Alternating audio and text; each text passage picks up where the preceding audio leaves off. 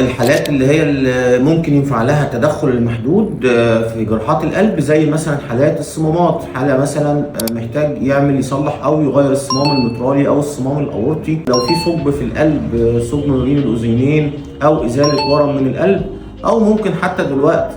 حالات التمدد في الشريان الأورطي. عبارة عن إيه؟ إن إحنا ممكن في حالات الصمام الأورطي أو الشريان الأورطي بدل ما بنفتح العظمة كلها، لا، ممكن بنفتح بس حوالي من 5 ل 7 سم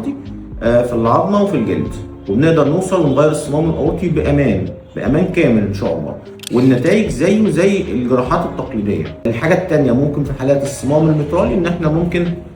نفتح فتحه تحت في الجنب، وبرده بتبقى في حدود 5 سم، من 5 ل 7 سم،